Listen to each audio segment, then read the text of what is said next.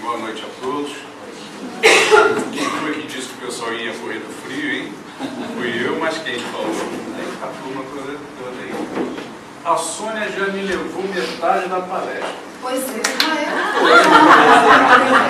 na hora que eu fiquei tão rápido. Não, inteira, porque isso que ela falou é extremamente importante e a gente costuma sempre tocar nesse assunto no início de palestra, porque toda reunião é realmente um tratamento. E muitas pessoas, principalmente aquelas que estão começando em casa espírita, tá? Isso aconteceu com nós mesmos, que nós íamos doido para passar lá na palestra e tomar o passe. O passe e a aguinha é o que a gente queria, né? E a palestra, a gente escutava a palestra, quando na realidade o passe e a água é o ponto final, é o complemento. O trabalho que os benfeitores fazem é uma coisa incrível. E quanto mais nós conseguimos isolar o mundo lá de fora, mais compenetrados no estudo, maior é a facilidade de harmonia nesse trabalho. Está vendo? Você Tá bom. Gente, hoje o tema escolhido, primeira vez que a gente vem à casa, realmente ficamos extremamente felizes no convite, ficamos mais felizes ainda quando chegamos aqui e sentimos uma ambiência maravilhosa, uma casa que aparentemente tem alguns meses, mas já é o resultado de um planejamento de muito tempo, com certeza. Então, isso aumentou mais ainda a nossa alegria. Escolhemos o tema, o poder da fé, que tem tudo a ver com lar, espírita, união e fé. O que é fé? Fé é a capacidade que toda criatura tem de crer, de confiar. E a fé tem algumas características. A fé natural e a fé adquirida.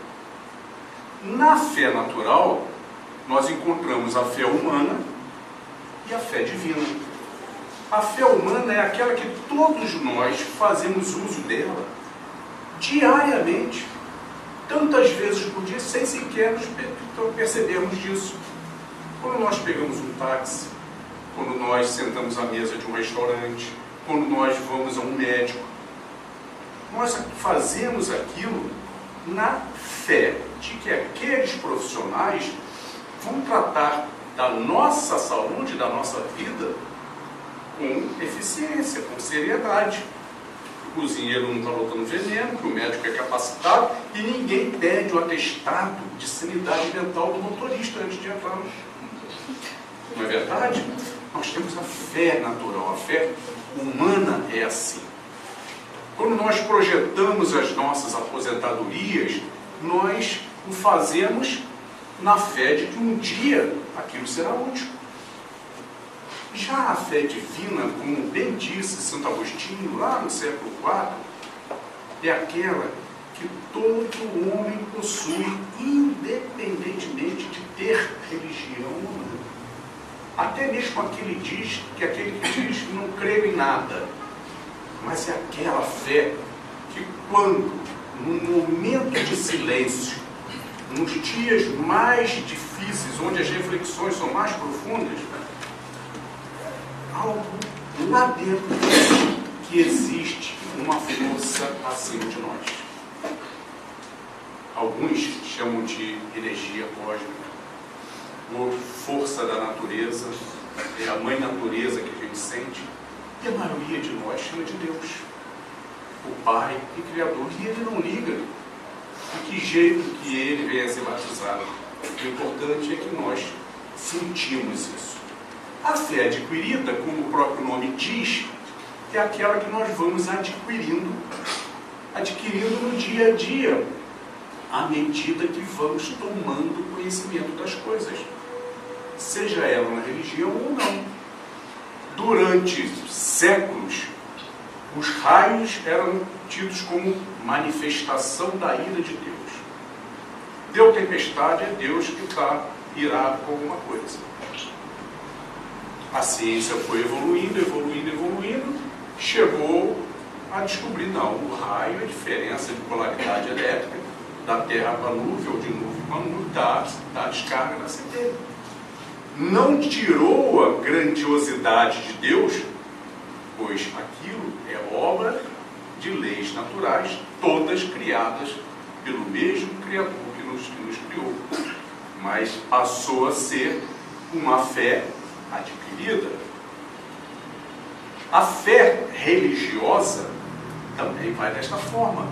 Durante milênios, todos nós, em encarnações anteriores, viemos seguindo algum tipo de fé cega. O que é a fé cega? É aquela que cremos porque cremos. Mas por que cremos porque cremos? Ah, porque foi assim que me ensinaram. Ou é assim que os dogmas as expõem. Ou porque não, porque meu pai é dessa religião, meu avô era, e a minha família toda é. Então, seja ela até por fatores hereditários.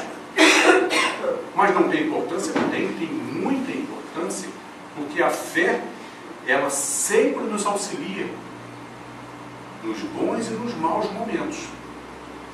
Mas, como tudo que a gente aprende no banco acadêmico, no banco escolar, chegou o momento em que a fé religiosa também precisaria chegar.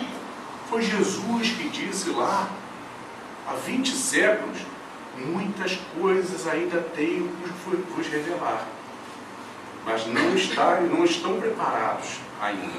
Quando assim o for, o Espírito de verdade retornará e trará o Consolador prometido, confirmando antigas coisas e trazendo novas coisas. Durante séculos, achava-se que o Consolador prometido era um novo Messias. E, em meados do século XIX, fez-se valer a promessa de Jesus, o próprio Espírito da Verdade, comandando uma legião de espíritos, abrem os canais de comunicações entre o mundo material e o mundo espiritual, nas mais diversas regiões, nas mais diversas classes, nas mais diversas pessoas, das mais diversas religiões, onde as comunicações se faziam através dos fenômenos, inicialmente pelas mesas girantes, e assim foram.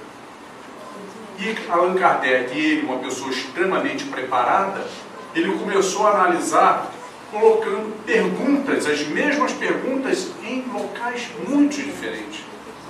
E as respostas eram sempre as mesmas. Como ele mesmo disse, a fé, para ser legítima, tem que ser construída em cima de fatos. E estava ali a constatação. Surge então ao mundo a revelação do Consolador prometido, a doutrina espírita, a doutrina dos espíritos, o espiritismo, que veio a tomar a iniciativa das revelações de tudo aquilo que até então não era explicado. Acabou o é porque é, creio porque creio. Não havia perguntas que não existiam respostas. E assim, de lá até hoje, cabe a nós o nível de conhecimento que nós queremos ter. Todas as nossas indagações em algum lugar da literatura espírita, nós conseguimos as respostas, explicando absolutamente tudo. Assim, surge o Espiritismo com tríplice característica: ciência, filosofia e religião. A ciência, está dando para ouvir bem aí atrás? Desculpa, gente, mas é a gripe mesmo. A ciência que estuda a origem dos espíritos, o destino dos espíritos, a filosofia que estuda a crença em Deus, a crença na eternidade da alma, a ética moral, a religião que consola através da fé raciocinada, a fé que vai crescendo a cada dia quanto mais nós estudamos. quanto mais nós vamos estudando, não é que nós vamos abandonar a fé cega. Nós vamos começar a qualificar e a fortalecer aquela fé que nós já trazemos há tantos milênios. Agora sem a ignorância. E quanto mais nós aprendemos, quanto mais nós aceitamos, mais forte vai ficando aquela fé. Não mais uma fé sobre a areia, e sim sobre a terra. Uma fé robusta. Uma fé que nos traz a resignação. Costumo dizer, mas espírita é legal. Mas espírita gosta de sofrer. A gente não gosta de sofrer. Nós aprendemos o porquê sofremos. E a partir do momento que nós aprendemos e entendemos o porquê nós sofremos, nós passamos a dar valor ao sofrimento com resignação, para não desperdiçar o sofrimento. Vamos fazer dele um bom uso, para que possamos nos elevarmos diante das nossas aflições, diante das nossas dores. Assim, uma doutrina que, sem altares, uma doutrina sem dogmas, sem cultos externos, sem festas, sem representantes intermediários entre o homem e Deus. Uma doutrina que mostra que nós temos um canal de acesso a Deus, a Jesus, aos benfeitores, ao nosso anjo guardião, diretamente, sem precisar de um sacerdote intermediário. Conversamos com qualquer um deles através da oração. E eles sempre nos respondem através da inspiração. E quanto mais nós vamos nos esclarecendo, menos vamos compreendendo alguns dogmas, dentre eles e os milagres. O que são os milagres? Existem os milagres? Essa pergunta foi feita há 350 anos, mais ou menos, ao grande gênio científico da época, Isaac Newton, pai da física moderna. O senhor acredita em milagres? Claro que sim, pois os milagres nada mais são do que fenômenos resultantes de leis naturais que, ora, desconhecemos. Mas quando nós conseguimos aprender o mecanismo destas leis, eles deixam de ser milagres e passam a ser fenômenos físicos. Há 350 anos. Em 1509, 1510, aqui nas nossas costas, um navegante português, Diego Álvares Correia, naufragou. O único sobrevivente daquela embarcação conseguiu ainda se salvar e conseguiu depois recolher nos destroços muitos dos utensílios. E se viu sozinho nessa terra imensa, tentando sobreviver.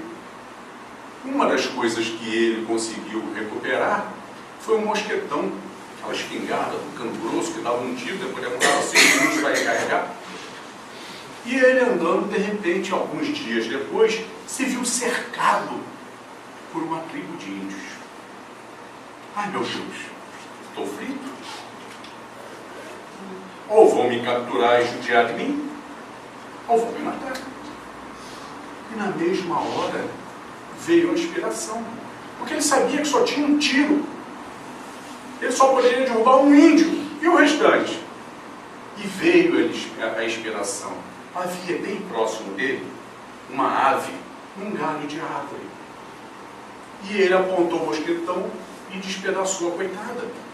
Só que os índios, quando viram aquela explosão e a ave sair despedaçada, ficaram ali atônitos, um milagre. O homem que controla o trovão.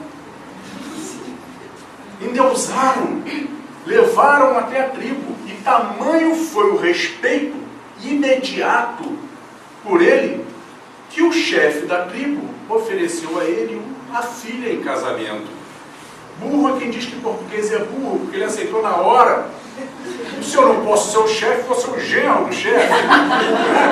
E topou um apelido de Caramulo, que todos nós já ouvimos falar. Vamos viajar no tempo. Estamos em 1962. A TV americana lança ao mundo um desenho futurista, tudo fantástico. A família Jacksons. Quem tem cabelo branco vai lembrar certo. Quem não tem, vai lá no Google que você vai achar. Muita gente vai lembrar que não tem cabelo branco. Sim. Aí os carros voavam, isso e aquilo, e era uma família. Pai, mãe, filha, filho, cachorro. E eles voavam, faziam tipo... Mas tinha um pedaço do desenho que todas as mulheres morriam de inveja. É quando a Madame Jackson falava assim: ah, fulana, tá um instantinho só que eu tenho que preparar o almoço. Aí ela pegava um trocinho, abria uma caixa, botava aquilo dentro, apertava o botão e continuava falando, e daqui a pouco, pi, pi, pi, abria e estava lá pronta. Minha mãe falava assim: ai meu Deus, como seria bom. Hoje todos nós temos o micro-ondas, e é justamente aquilo. Porque aprendemos a lidar com as leis naturais da micro-ondas em nosso favor. A ciência vive descobrindo novas maneiras, novas leis naturais e sempre utilizando esses conhecimentos em nosso favor. O Dr. Spock, da orelhinha pintuda, com o Capitão Kirk, era bom demais. Chega perto do planeta, abre, parecia um Motorola, né? Mas só aquela época, e descer, 2 para descer, desmaterializava, aparecia lá embaixo, depois 2 para subir. Meu pai falou assim: desliga essa televisão, isso aí é tudo mentira, isso é tudo... Hoje a ciência já prova no papel que o transporte de materialização e desmaterialização é possível, só não temos tecnologia ainda para isso. E nós espíritas, tá? Ninguém melhor do que Nina para falar. Os espíritos já utilizam dessas leis naturais nas diversas sessões de materialização e desmaterialização, flores, objetos, tá? Perfume. No século passado, aquela pergunta feita a Newton foi repetida ao gênio do século passado, Albert Einstein, se ele acreditava em milagres. E ele respondeu a um jornalista, dizendo que na sociedade existem 2 tipos de pessoas: as que creem em milagres, as que não creem em milagres. Eu creio em milagres. O senhor crê? Sim. Creio em milagres. Os milagres são fenômenos oriundos de leis naturais que não conhecemos, pelo menos em parte. Quando passamos a conhecer, as dominamos e passam a ser utilidades e não milagres. Olha a similaridade com a resposta de Newton. Jesus estava no meio da multidão. E de repente chega um homem, se joga de joelhos aos seus pés: Senhor, por favor, cure o meu filho, porque eu creio em Ti. Ele está totalmente insano. Se joga no fogo, se joga na água, se joga ao chão, diz coisas sem nexo.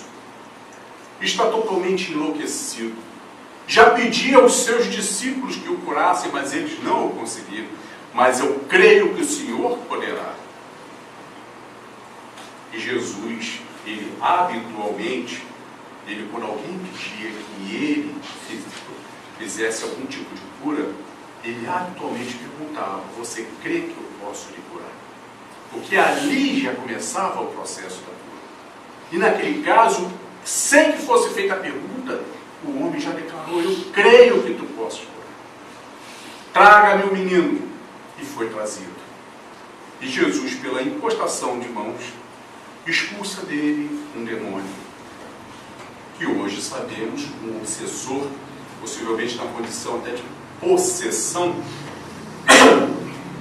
Mais tarde, naquele mesmo dia, em particular, os discípulos foram ter com o mestre: Senhor, por que nós outros não conseguimos expulsar aquele demônio?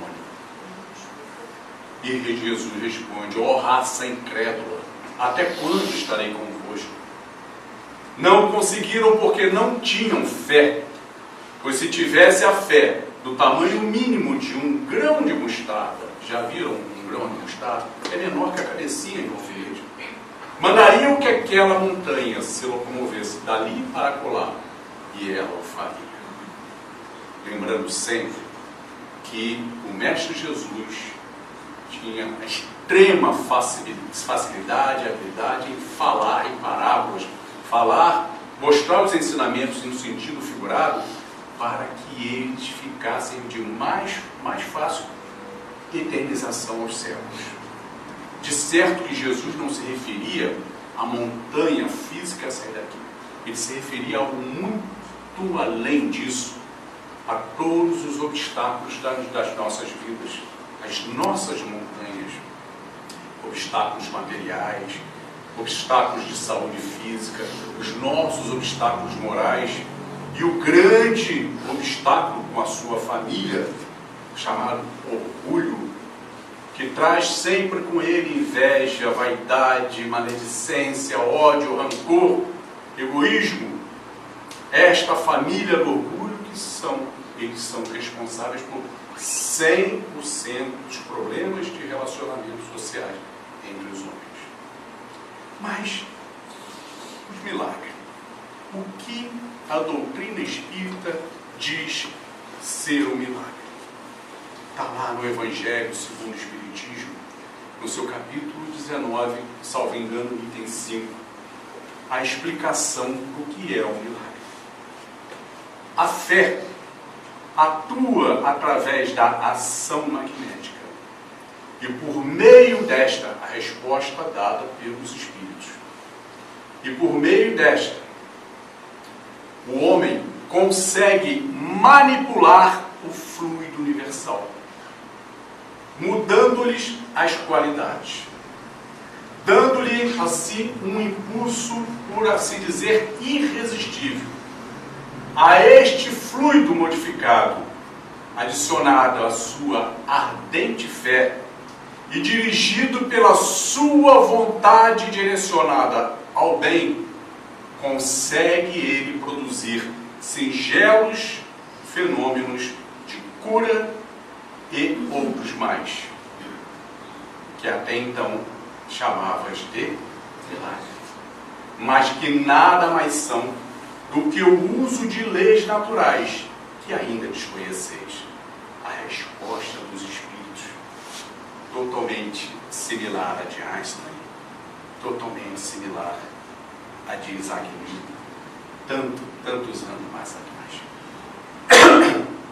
E assim, o poder da fé sai de dentro de nós, interage com o fluido universal, interage com o poder da fé de tantos outros, que sempre direcionado ao bem, existe esse trabalho através da própria espiritualidade, de união, de coesão desses objetivos, fortalecendo cada vez mais a área de ação.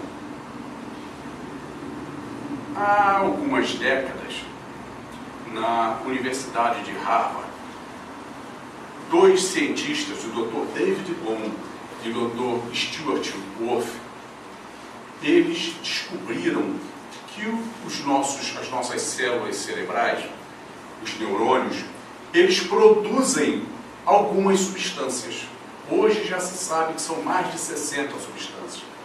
E que essas substâncias, elas interagem direto no bem-estar dos nossos corpos. Dentre elas, algumas que são bem conhecidas por nós, a serotonina, a noradrenalina, a dopamina.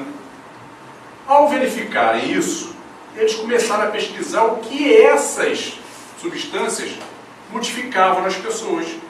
Pegaram um grupo de pessoas e passaram a acompanhar o comportamento das vidas daquelas pessoas e sempre analisando clinicamente as taxas. Eles escolheram uma delas, a serotonina, as taxas de serotonina naquelas pessoas. Ao longo do acompanhamento, verificaram que as pessoas que tinham as taxas altas de serotonina eram pessoas menos enfermas, menos enfermiças, pessoas mais saudáveis, mais ativas. E aquelas que tinham as taxas mais baixas, era o contrário, viviam doentes, viviam desanimadas, viviam entristecidas. Bom, o que acontece com esses dois grupos? Que um produz mais, o outro produz menos. E começaram a fazer as pesquisas, os cruzamentos de hábitos daquelas pessoas. Foram ver se era alguma coisa que comia, não era, alguma coisa que bebia, não era, se era algum tipo de exercício, não era.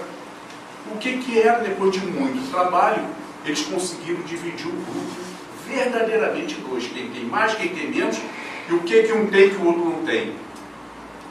As pessoas que amavam, pelo menos a uma pessoa, que tivesse alguém com que ela amasse e que dela sentisse o amor de volta. Pessoas que tinham fé, porque a fé é o amor que temos ao Pai e a confiança no amor dele por nós. As pessoas que amavam tinham a taxa de serotonina alta. E o outro grupo eram pessoas que conviviam, gostavam, mas não amavam. Não eram capazes de sacrificar pelo outro. E eram pessoas, muitas delas, que não tinham fé. Surge, na conclusão deles, surge a nova ciência, a psiconeuroendócrino-imunologia. Verificaram que a força do pensamento carregado de amor, o pensamento positivo do amor, a mente que era carregada desse sentimento, ela estimulava os neurônios a produzirem as substâncias. Essas substâncias, elas estimulavam o sistema endócrino na produção dos diversos hormônios e esses estimulavam todo o nosso sistema imunológico. Assim, aumentando a nossa capacidade de autocura, que é praticada por todos nós diariamente. Todos os dias, todos nós ficamos enfermos de uma, de duas, de três, de quatro, de 10 enfermidades diferentes. O nosso corpo está sempre combatendo. No dia a dia, nosso corpo está sempre vencendo. Por vezes acontece de que ele não consegue vencer. Aí precisamos do recurso do médico, que vai pela química dar o reforço para que o corpo continue reagindo. Assim verificaram. É a mente estimulada pelos sentimentos, estimulava a produção dos neurônios, que estes, o hormônio, e aí os fenômenos de autocura. Passado algum tempo, bem mais recente, a psiconeuroendócrino-imunologia, que passou a ser uma ciência, e através dessa desenvolvendo diversos medicamentos, inclusive os medicamentos de tratamento da depressão. Depressão, palavra que vem do latim deprenere, que quer dizer puxar para baixo. Quem já teve ou quem convive com quem tenha, sabe que é exatamente isso. A pessoa vai ao chão. E se você pergunta, já está no chão, ela acha que vai mais ainda. Os remédios, o que eles fazem? Eles estimulam o que a mente não consegue estimular. Estimula a produção da serotonina, que é uma das substâncias que mais combate os sintomas da depressão. Há poucos anos, uma outra equipe, também da Universidade de Harvard, deu sequência. A equipe chefiada pelo Dr. Kirsch pegou um universo de pessoas que todas tratavam com os antidepressivos, sendo que ninguém sabia qual era o objeto a ser pesquisado. São pesquisas feitas às cegas para que não influenciem o resultado. Dividiu-se aquele grande grupo em dois. Metade do grupo continuaram dando o antidepressivo normalmente. A outra metade passaram a dar o placebo. O que é o placebo? É um remédio todo igual, mesmo comprimido, mesma embalagem, mesma caixa, mesma cor, tudo igual. Só não tem o princípio ativo. Seria um comprimido de farinha, grosseiramente falando. Passaram a fornecer para eles o falso medicamento. sem que ninguém soubesse o que era que estava sendo pesquisado. E, diariamente, fazendo as coletas para medir os níveis de serotonina. Usando o remédio, tem que estar alto. E assim foi. Aquele grupo que usava o medicamento verdadeiro, mantinha a serotonina alta e se mantinham bem, bem-estar, isso e aquilo, todo mundo numa boa. Agora, no grupo que estava tomando o remédio, o resultado normal seria que a cada dia diminuísse mais e mais a serotonina. Para muitos, isto aconteceu. Para outros, não. A serotonina ficou alta. Continuava alta em boa parte do grupo. A conclusão que eles chegaram é que a fé do paciente em tomar o medicamento, tomei, graças a Deus, daqui a pouco já tomou, não vou ficar depressivo hoje. Só aquela fé já estimulava o neurônio os neurônios a produzirem a serotonina. É o poder da fé agindo, é o poder, tanto que a gente fala todo dia, o poder do pensamento positivo. O que é o pensamento positivo? É a fé. Mas tudo isso que esses doutores descobriram, a espiritualidade benfeitora vem nos ensinando há muito tempo. Em diversos pontos da literatura espírita, encontramos a recomendação superior de que o melhor remédio, o melhor tratamento para a depressão é o envolvimento no trabalho da caridade. A pessoa está deprimida, a pessoa está triste, leve para se envolver no trabalho da caridade. Mas por quê? O que é caridade? Caridade é o amor em ação. A pessoa começa sem jeito, não sabe o que fazer, isso e aquilo. Primeiro, vou fazer parte daquela visita lá no orfanato. Vai ser de uma vez por mês. Tá bom, vamos levar junto. Seja jovem, seja adulto, seja o que for.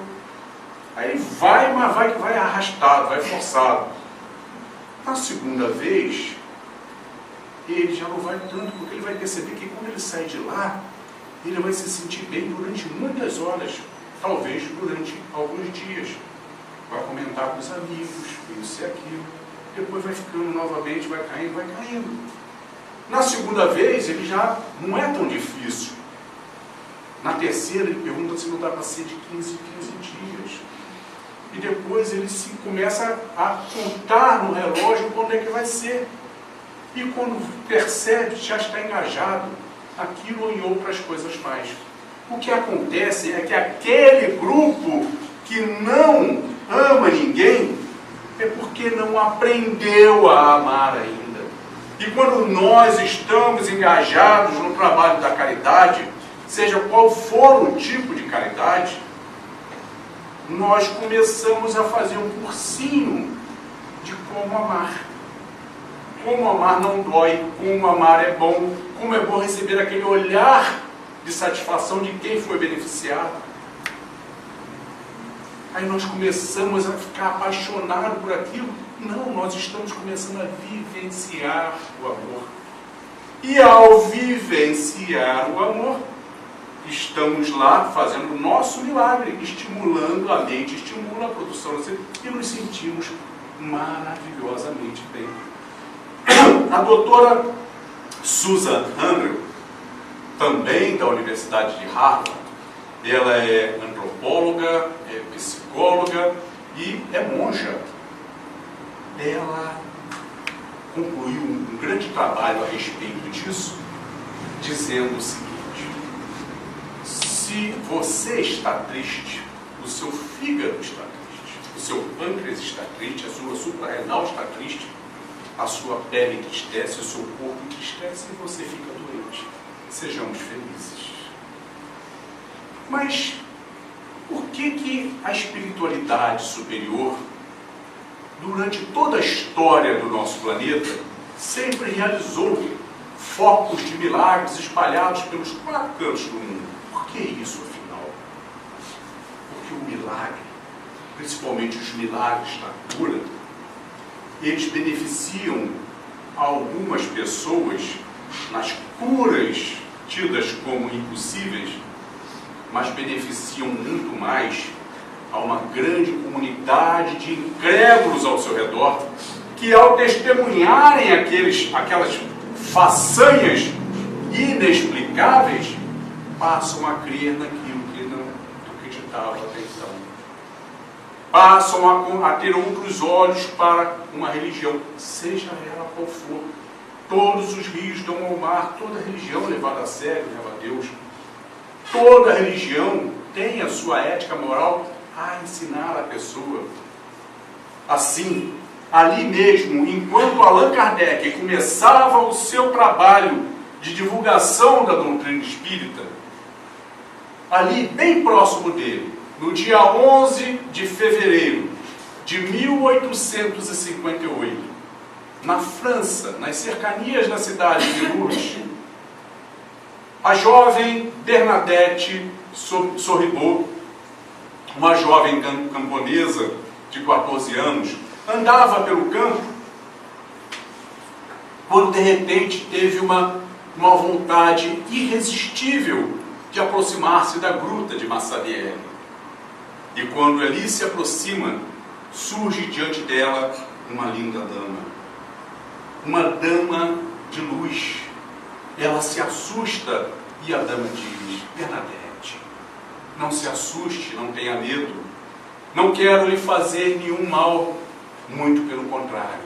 Lhe prometo conceder felicidade eterna, se não nesta vida, de certo, na vindoura. Não tenha medo. Isso desapareceu. Bernadette deu-lhe a correr e foi para casa contar para sua mãe o que tinha acontecido. A sua mãe achou isso é imaginação de uma jovem, de uma criança. No dia seguinte, Bernadette amanhece com aquela vontade irresistível de retornar à gruta. E ela vai. Chegando à gruta, a segunda aparição daquela dama, que ficou conhecida como Nossa Senhora de Lourdes. Bernadette, que bom que vieste. Estava ali esperando. Entre, minha filha. Cave aqui ao meu lado. E ela obedeceu e começou a cavar o chão da gruta. E a determinado ponto começa a brotar o olho d'água. A água começa a brotar e nunca mais deixou de brotar até hoje. Bernadette, beba desta água, banhe-se desta água, só lhe trará o bem. E desapareceu. Bernadette, como divulgou o que tinha acontecido, algumas pessoas que estavam muito doentes, sem nenhuma esperança, quando souberam daquilo, vou lá na gruta de Massabielle, vou fazer uso das águas. E dentre tantas pessoas, algumas eram curadas. Médicos de Lourdes passaram a acompanhar, porque os casos estavam acontecendo. Então eles cientificamente passaram a acompanhar todas as pessoas que eram dali e que iam buscar cura nas águas de Lourdes. E diversos eram curados. No final de 2 anos, 7 casos, aquela equipe médica concluiu que a medicina não conseguia explicar a cura, porque eram doenças incuráveis. A análise feita à água era água. O Vaticano ratifica.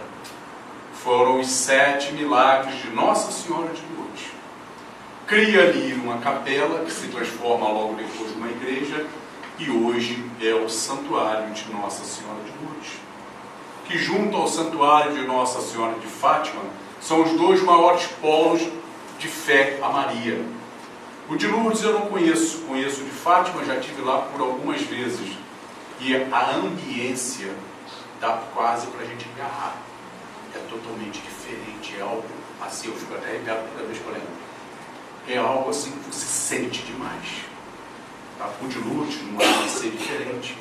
Só o de Nossa Senhora de Lourdes é visitado em média por 6 milhões de peregrinos por ano. Mas vamos viajar um pouco no tempo. 45 anos depois. Estamos no dia 26 de maio de 1903. Dr. Alex Carrel, um médico extremamente competente. Tão competente que em 1912 recebeu o Prêmio Nobel de Medicina. Mas ali em 1903, ele, um médico, cientista, que tinha muita vontade de conhecer o que ocorria nas águas de Lourdes. Mas ele era 100% ateu. Algo acontece lá que tem que ser explicado. E aguardava uma oportunidade. E neste dia, um colega seu lhe procura. Esse colega médico era um médico que acompanhava o trem que viajava de Lyon para Lourdes, onde ia um vagão lotado de doentes, de enfermos. E esse médico era um médico contratado para isso, para acompanhar. E naquele dia, por algum motivo particular, ele não poderia ir. E vai pedir ao seu colega se poderia substituí-lo. Caiu como uma luva, porque ele queria conhecer o que acontecia lá. E o Dr. Carrel seguiu. Eram 12 horas de viagem de trem. Quase 100 enfermos naquele vagão. Das mais diversas doenças. E ele, como cientista, ele deu atenção a todos, mas escolheu um caso para focar a sua atenção. O caso de uma jovem de 22 anos, Marie Bali. Ela sofria de peritonite tuberculosa, uma doença que não tinha cura pela medicina. E o seu quadro já era um quadro avançado, a respiração muito acelerada, com muita dificuldade, e ela com muita febre. E o Dr. Carrel passou a tomar os sinais vitais, a examiná-la a cada hora. E viu que o seu quadro agravava. A cada hora a febre aumentava, a pulsação aumentava, a dificuldade dela era maior. Já estava chegando em Lourdes quando ele comenta com outras pessoas da equipe: infelizmente temo que ela não chegue às águas, pois ela está entrando no quadro de final, quadro de desespero, e assim de agonia. E assim foi quando chegou lá, as suas unhas totalmente roxas, pele totalmente gélida, o rosto totalmente sem cor, alvo, febre 42 no limite, pulsação 150. Era o quadro de agonia. Surpreendeu o Dr. Carrel, quando o trem chega à estação, uma multidão de maqueiros, voluntários, graciosamente para carregar os doentes que não tinham condições de andar até os banhos das águas de Lourdes. Mas como trabalham de graça? São pessoas que ou receberam a graça de Lourdes, ou são parentes de quem recebeu. É a maneira que eles têm de retribuir, mas é um contingente. Aquilo já o impressionou. E foram até as águas, é como se fosse lá uma piscina onde os doentes são banhados. Ela em estado de agonia, mas totalmente consciente. Mas quando chegou à beira das águas, o seu quadro era realmente tão feio que os próprios maqueiros resolveram não colocá-la dentro d'água. Ela estava nos momentos finais, mas para que não morresse triste, vamos pegar e trazer a água até ela e começar a pegar a água e banhar o seu abdômen. E quando começar a banhar, o seu semblante de agonia começou a sorrir, as lágrimas desciam pelos cantos dos olhos. Tá? Acompanhando aquilo, o Dr. Carrel lança um pensamento. Ó Virgem Maria, como queria eu que a senhora não fosse puramente invenção dos nossos cérebros. Como queria eu crer como esses infelizes creem que a senhora verdadeiramente existe e pode curá-los. Mas se a senhora, por um acaso, existe, por favor, cure esta jovem. Esta jovem que está em agonia. E a medicina tem a certeza de que ela não terá retorno. E ao fazer isso, não estará só curando a ela, e sim também a minha incredulidade. Mahibali adormece. Os maqueiros pegam, levam ela para a boca da gruta de Massabielle, e o Dr. Carrel acompanha, senta-se ao lado, esperando o momento derradeiro. Ali, após 2 pares de horas, ele olha para Mahibali e o seu rosto estava corado. Levanta-se e vai tomar os sinais. Batimento cardíaco estabilizado em 80. Temperatura 36,5. Respiração sem dificuldade. Um milagre. 2 horas mais depois, ela desperta. Totalmente frágil, cansada, tanto tempo adoecida, mas sem sentir nenhum dos sintomas. Naquele mesmo dia, acompanhada de Dr. Carrel, durante 12 horas de viagem de regresso a Lyon, acordados, conversando por 12 horas. Alguns meses depois, como foi de sua vontade, Mahibali entra para o convento das Irmãs de Caridade de Maria. E Dr. Carrel transforma-se num católico fervoroso. Um milagre, sim, um milagre. O exercício das leis naturais dentro de todo aquele fluido universal, a vontade dirigida, direcionada ao bem de centenas de pessoas, dentre as quais algumas, por mérito, escolhidas para ter essa possível prorrogação e serem motivos de catalisação, de desenvolvimento da fé de tantos e tantos incrédulos. Era primavera em Jerusalém. Aquele viajante chega ao final da tarde, cansado, sobe alguns degraus do templo e senta-se para descansar, contemplando o pôr do sol no vale de Cedron. Eis que surge uma linda mulher, verdadeiramente muito linda, cabelos aos ombros, cobrindo parcialmente joias primorosas, finamente vestida a Babilônia. Vem andando e olha aquele homem sentado, abre um sorriso e vai em sua direção. Ó viajante nazareno, sei que és viajante pela sujeira em seus pés, pela testa ainda ensopada de suor colando seus cabelos. Sei que és nazareno pelas suas vestes, pelos cabelos aos ombros, como é de uso dos nazarenos, pela sua barba. Sou uma vendedora de ilusões, vendo perfumes, vendo carícias, vendo prazeres. Os homens disputam todas as noites a minha presença. Mas hoje é um dia especial. Hoje é o dia de meu aniversário. E resolvi que hoje a noite tem que ser especial. Resolvi que eu, esta noite, é que escolherei aquele que vai me acompanhar. E é a ti, Nazareno. É a ti que os meus olhos escolheram. Venha, venha para a minha casa. Venha festejar comigo. Venha, teremos uma noite de comemorações sem igual. E ele, gentilmente, amorosamente, ali sentado, responde: hoje eu não posso. Oh, Nazareno, veja, sou mulher sem igual.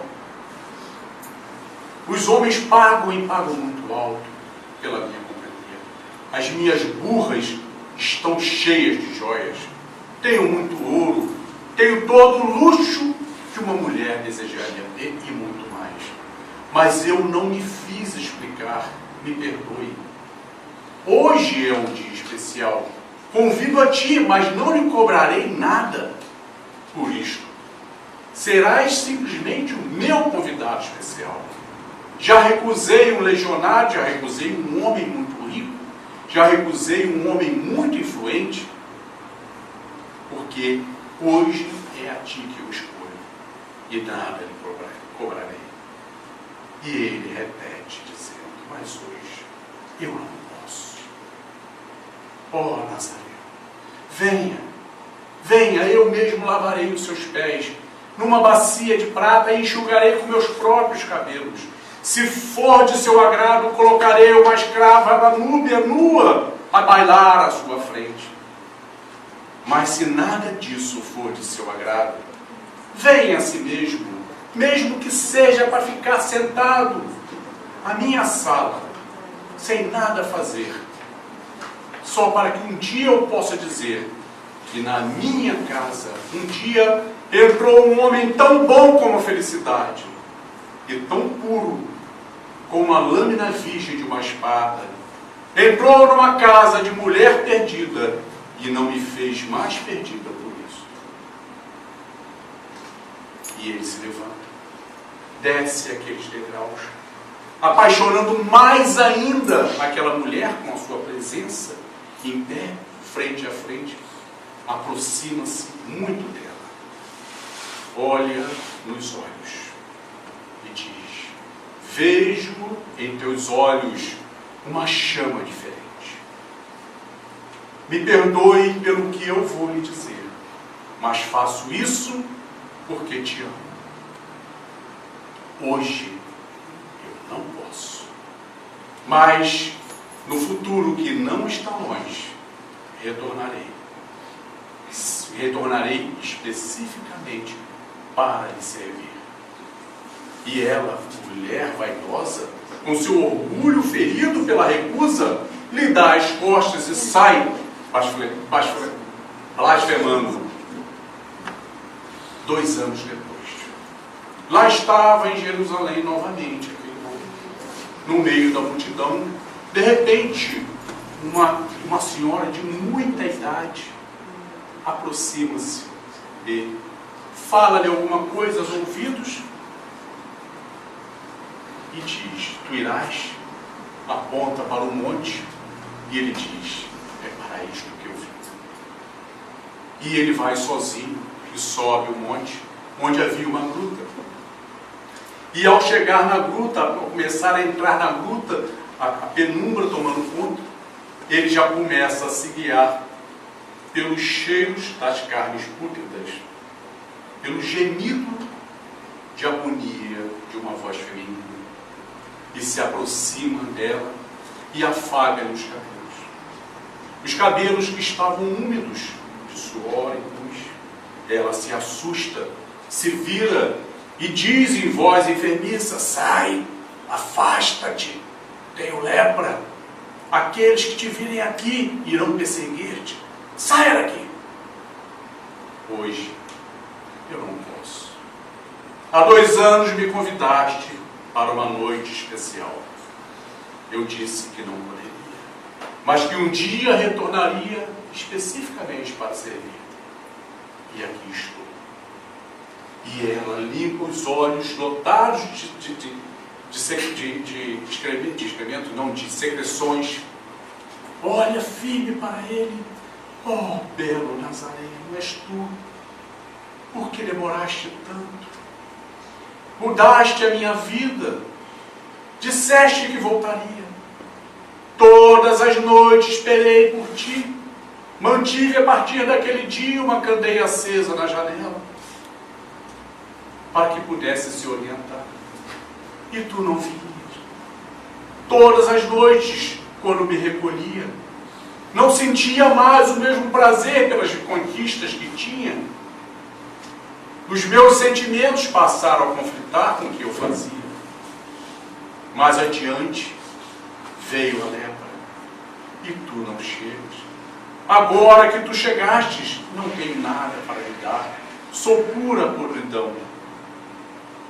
Ele a toma nos braços, junta ao seu peito e sai com ela, vai saindo com ela na gruta.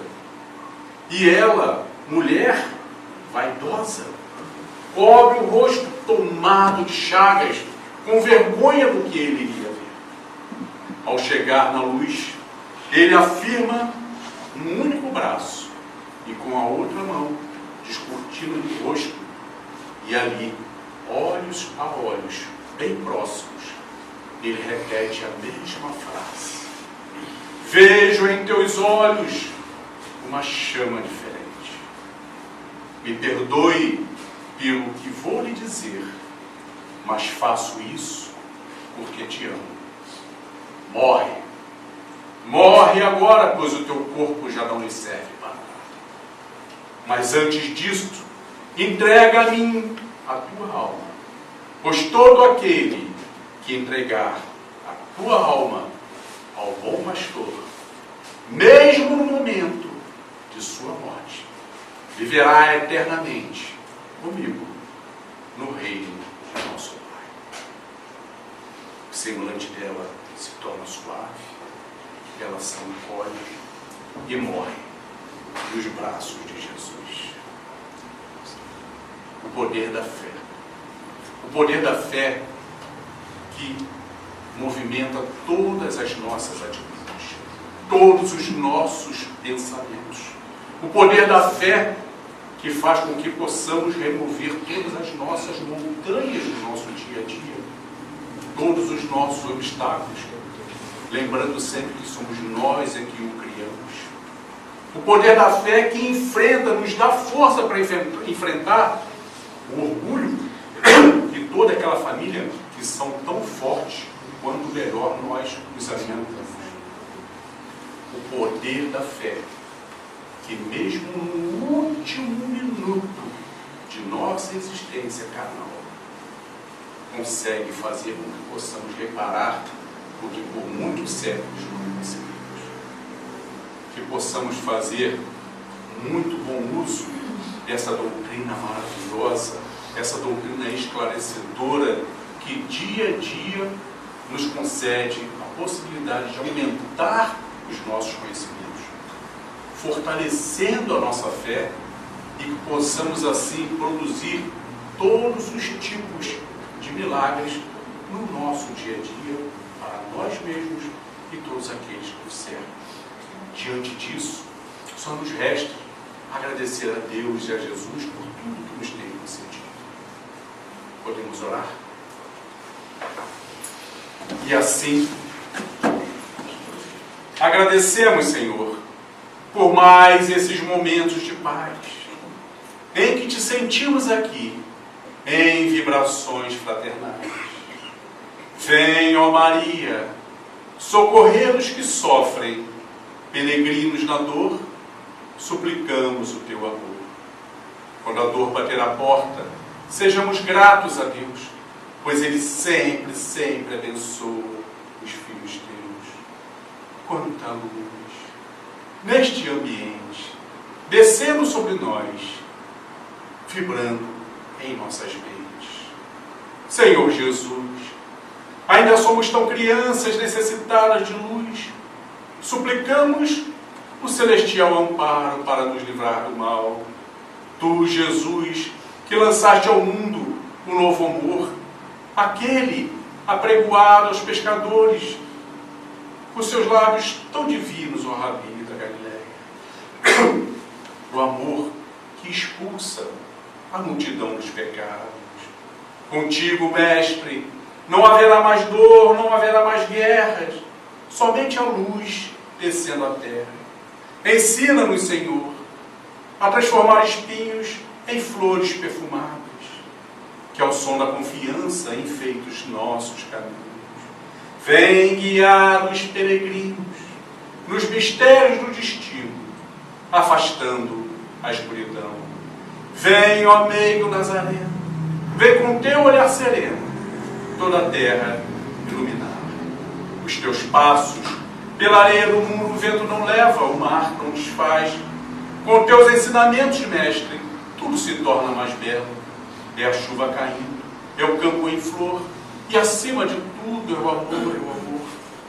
A nossa alegria é bem no Evangelho, vibra e contagia da criança ao velho.